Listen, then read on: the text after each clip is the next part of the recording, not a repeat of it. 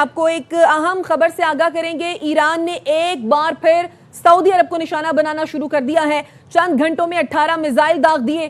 ایران کی جانب سے سعودی عرب کے صنعتی شہر جبیل میں پیٹرو کیمیکل کمپلیکس کو نشانہ بنایا گیا۔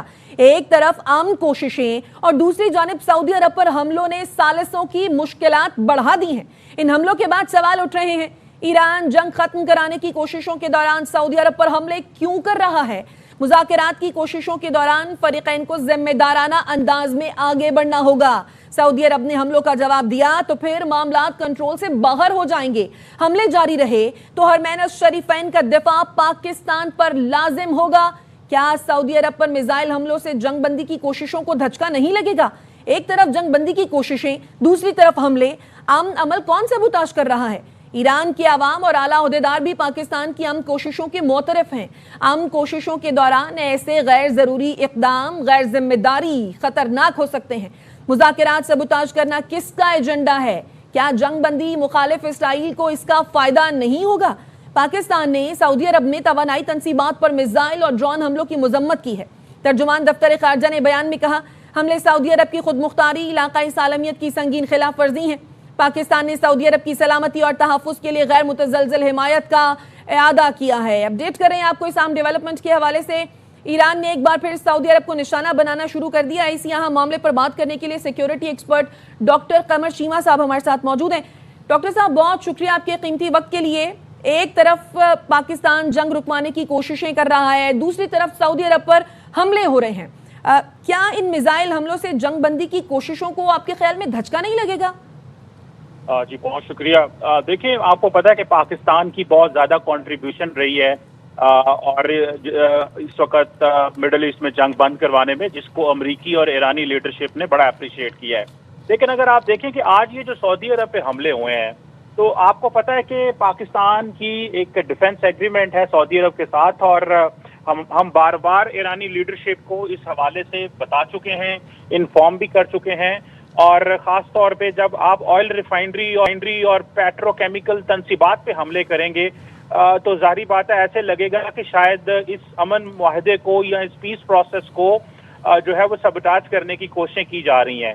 تو میرا خیال ہے کہ ایران کی لیڈرشپ کو چاہیے کہ اس وقت پاکستان جو ہے وہ ان کے ساتھ کھڑا ہے، پاکستان کی عوام ان کے ساتھ کھڑی ہے، لیکن اگر سعودی عرب کے اوپر اسی طرح مسلسل ان کی بیسز کے اوپر حملے کیے جاتے ہیں، ان کے انرجی انفراسٹرکچر پہ حملے کیے جاتے ہیں، تو ظاہری بات ہے پاکستان کی عوام اور پاکستان کی جو لیڈرشپ ہے وہ آپ ان کو ایرانی لیڈرشپ کو پتہ ہے کہ ان کے بڑے قریبی اور گہرے مراسم ہیں سعودی عرب کے ساتھ، اور خاص طور پہ اس وقت جب آپ کو پتہ ہے کہ ہم مذاکرات کے قریب ہیں۔ ابھی میں دیکھ رہا تھا کہ آج ایران کے جو سفیر ہیں اسلام آباد میں، انہوں نے بھی اپریشیٹ کیا کہ بہت جلد چیزیں جو ہیں وہ ہونے والی ہیں پاکستان اور اس خطے میں امن کے حوالے سے، لیکن لگتا یہ ہے کہ ان کوششوں کو کوئی چاہتا ہے کہ وہ کوششیں ناکام ہوں، اور ہم چاہتے ہیں کہ یہاں پہ ایران کی لیڈرشپ اس چیز کا نوٹس لے کہ کون ایسے لوگ ہیں جو اس سارے پروسیس کو روکنا چاہتے ہیں، جو سمجھتے ہیں کہ ان چیزوں کو کمپرومائز کیا جا سکے، کیونکہ پاکستان کی دیکھیں کمٹمنٹس ہیں، ہم نے ان کمٹمنٹس کو ہر لحاظ سے پورا کرنا ہے۔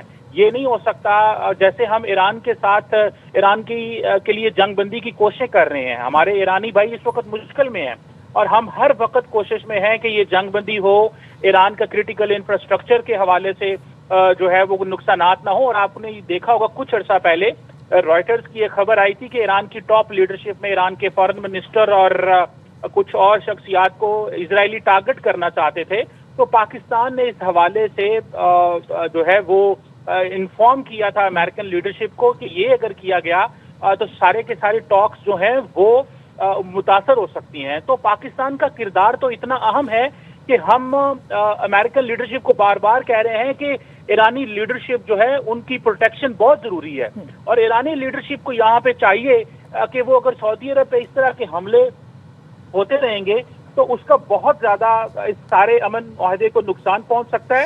اور دیکھیں بائی لیٹرل ریلیشنز کو سمجھنا چاہیے ایران کو، اور ایسے لوگوں کو بھی سنگل آؤٹ کرنا چاہیے ایران کے اندر سے जो इस वक्त इस सारे अमन मुआहदे को खराब करने की कोशिश कर रहे हैं। ईरान हमारा ब्रदरली इस्लामिक कंट्री है।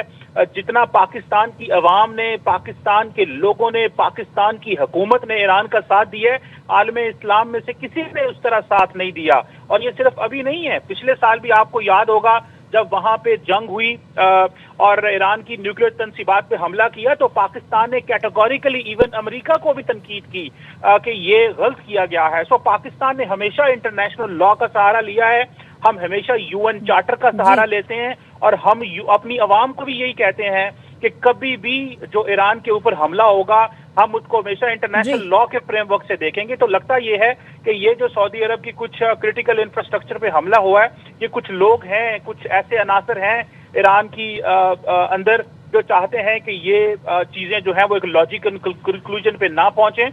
मेरा ख्याल है इस पे पाकिस्तान की लीडरशिप को ईरान की लीडरशिप से बात करनी चाहिए।